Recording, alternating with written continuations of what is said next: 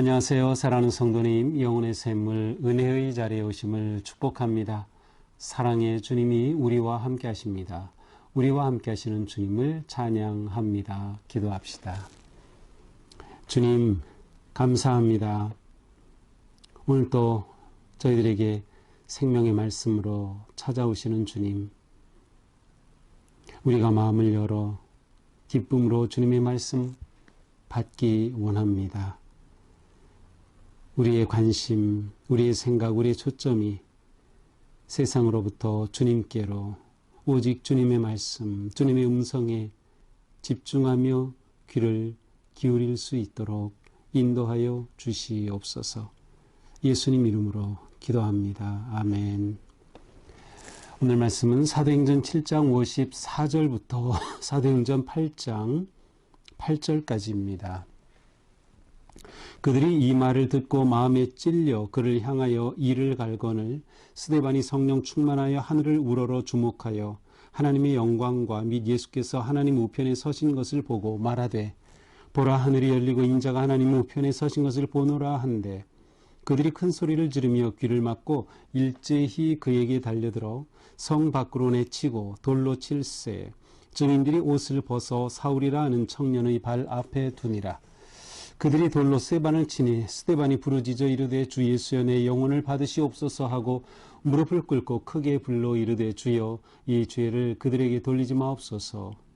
이 말을 하고 자니라.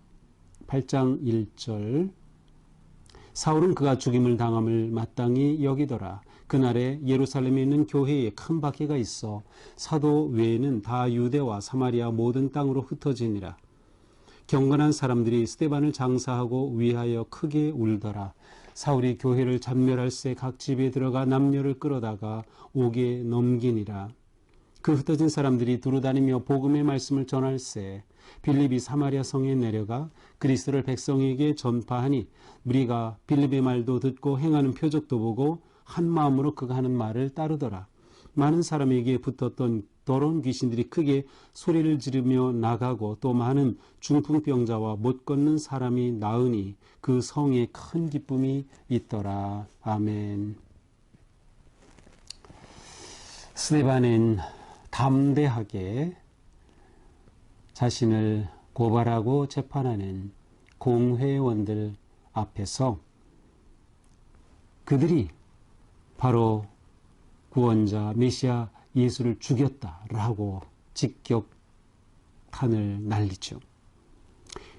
어제 본문 52절에 보니까 이제 너희는 그 의인을 잡아준 자요 살인한 자가 되었다.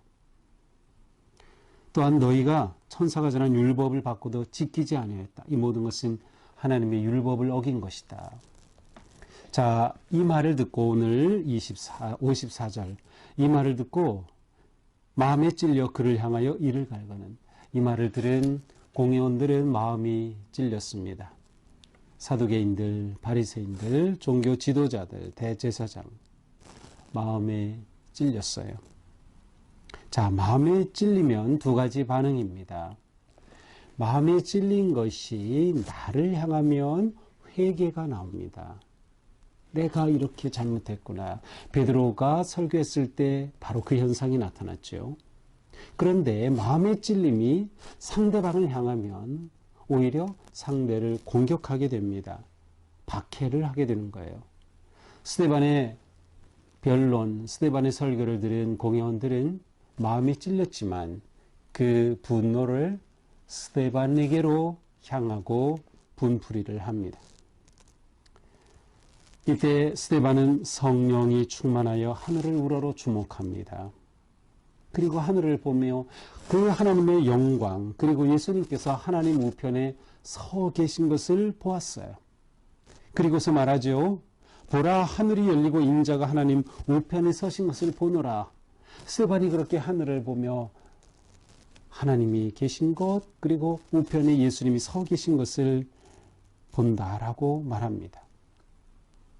자, 성경에서 예수님이 보좌 하나님 우편에 서 계시다 표현 바로 여기에 나오는 표현이에요.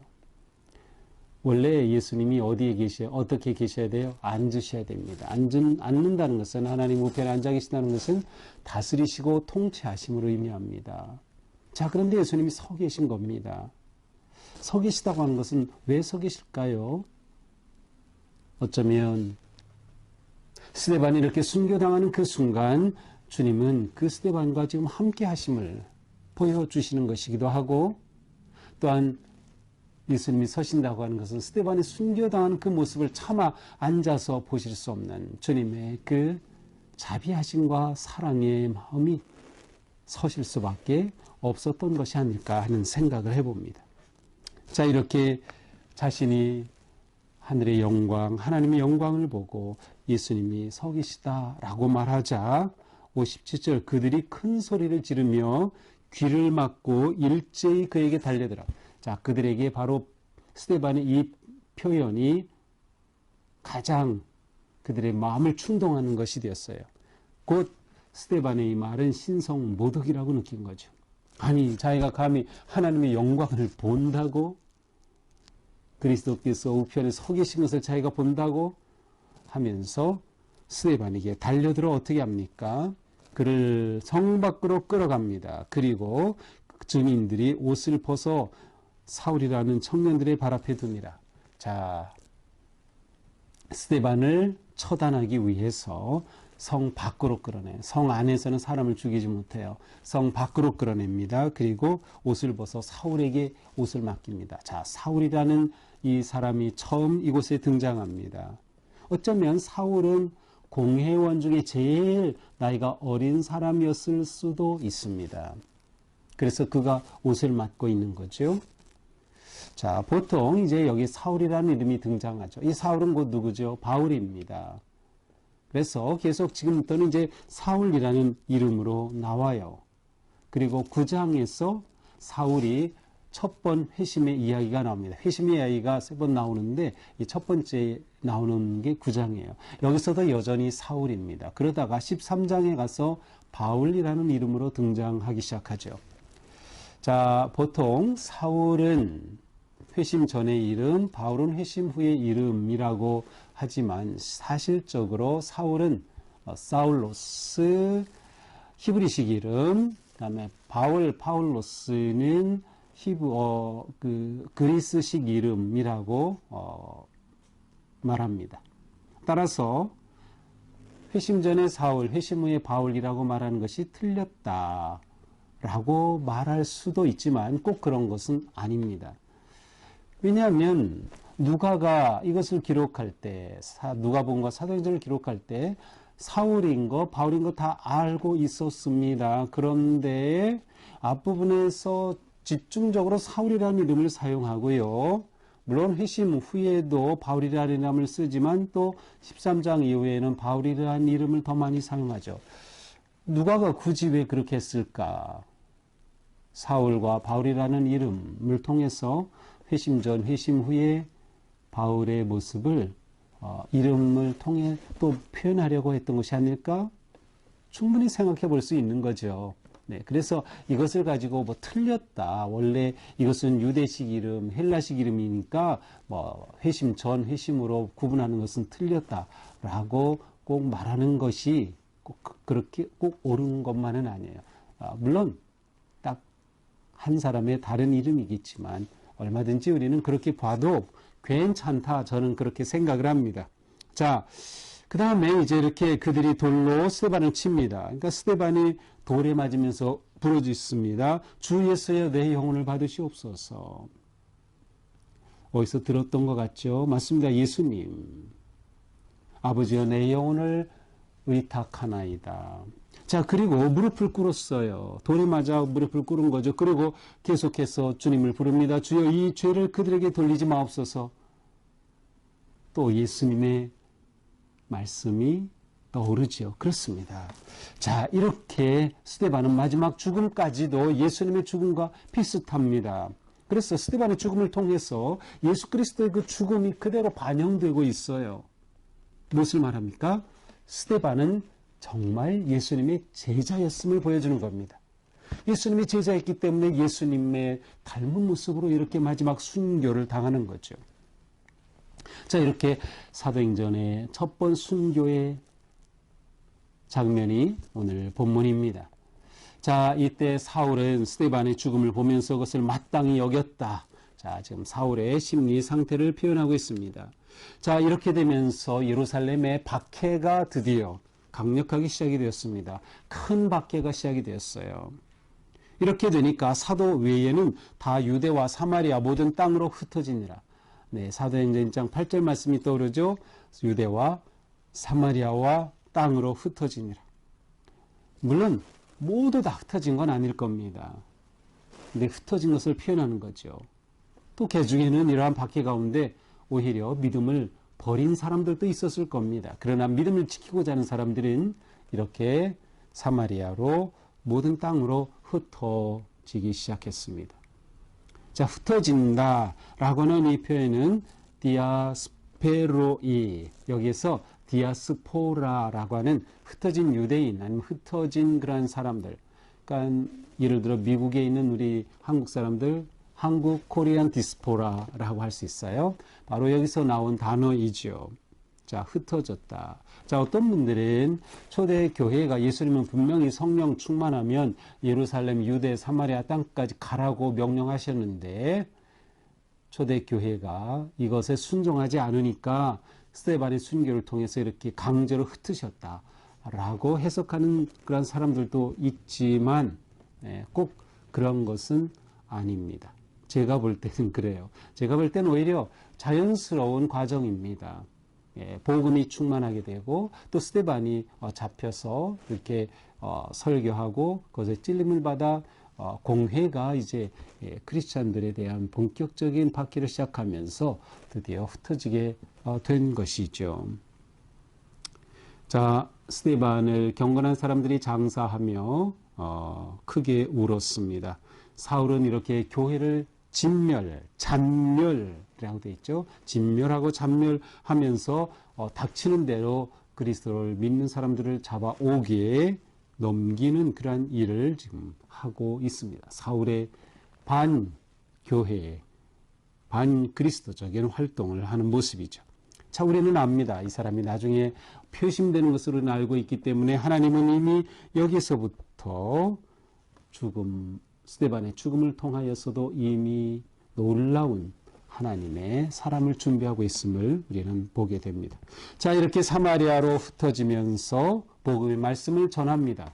그들이 흩어진 건 믿음을 지키기 위해 흩어진 거기 때문에, 그리고 사명자로 흩어졌기 때문에 복음을 전합니다. 이게 중요해요. 4절에 복음의 말씀을 계속 전하여. 그 중에 한 사람이 5절에 빌립입니다. 사마리아 성에 들어가 그리스도를 전하고 백성들에게 전파함이 표적이 일어납니다. 그리고 치유가 일어나고 더러운 귀신들이 쫓겨납니다. 중풍병자가 낫습니다. 이렇게 되자 그 성에 복음이 들어가 역사하자 큰 기쁨이 넘쳤다. 이것이 바로 8절의 말씀이죠. 복음이 가져오는 구원과 치유와 기쁨을 분명하게 보여주고 있습니다. 자, 오늘 말씀을 보면서 우리는 아주 중요한 것들을 생각해 볼 수 있습니다. 자, 오늘의 말씀은 스데반의 순교입니다. 동시에 진정한 제자의 삶을 보여주고 있습니다. 진정한 제자의 삶은 어떤 삶입니까? 예수님의 참 제자는 누구입니까? 스데반처럼 지혜와 성령이 충만한 사람입니다.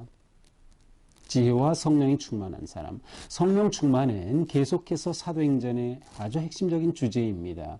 이렇게 복음이 퍼져나가는 사도행전 1장 8절의 말씀처럼 이대로 이렇게 퍼져나가는 것을 기록한 사도행전이죠. 바로 그 능력, 그 근원이 성령 충만인 거예요. 스데반 역시 지혜와 성령 충만하여 7 집사 가운데 한 사람으로 뽑혔죠. 바로 그는 성령 충만했기에 순교자의 길을 걸어가면서까지 그리스도를 증언할 수 있었던 것이죠.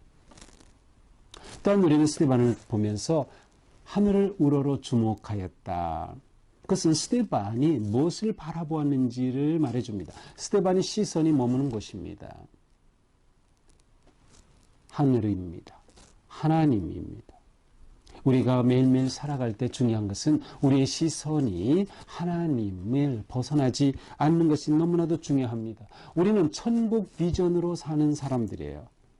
예수님의 제자들은 천국 비전으로 살아간다. 따라서 천국을 소망하고 하늘을 우러러보며 하나님을 향한 우리의 마음을 결코 놓치면 안 된다라고 하는 것이죠.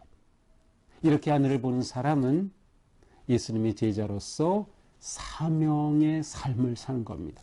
스데반은 그의 사명의 삶을 사는 거예요. 그리스도를 증언하는 것이죠. 복음을 증언하는 것입니다.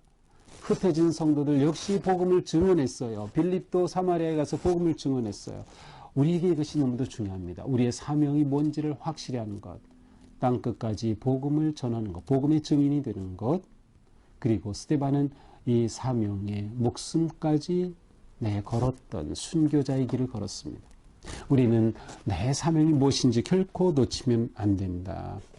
사명에 목숨 건 사람, 바로 진정한 예수님의 제자입니다. 이렇게 될 때 그 사람은 온전히 영혼을 하나님께 맡기는 겁니다. 내 영혼을 하나님께 맡기는 겁니다.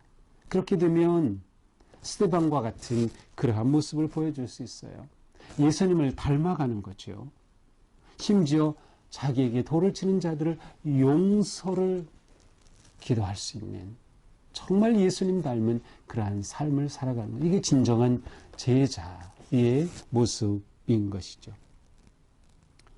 또 나아가 우리는 흩어진 생명의 씨앗임을 잊어버리면 안 됩니다. 박해로 인해서 성도들이 흩어졌죠. 유대로 사마리아로 땅끝까지. 성도가 흩어지는 것은 생명의 씨앗을 뿌리는 것입니다. 이것을 놓치면 안 돼요. 우리는 언제나 어디서나 생명의 씨앗, 복음의 씨앗을 뿌리는 겁니다. 구원의 씨앗을 뿌리는 거예요. 이것이 우리의 존재 이유, 구원받은 예수님의 제자의 사명이기 때문입니다. 우리는 어디서나 복음을, 생명을, 구원을, 치유를 선포하고 뿌리는 그러한 생명의 씨앗이 되면 내가 뿌려진 그 자리, 내가 살아가는 그 일터, 가정, 삶의 자리에서 복음의 역사, 복음의 놀라운 증거들을 보게 될 것입니다. 빌립이 복음을 전할 때 사마리아의 큰 성에 큰 기쁨이 있었듯이 이 세상에 기쁨을 가져오고 소망을 가져오고 생명을 가져오는 우리의 삶, 바로 오늘 우리가 살아갈 모습입니다.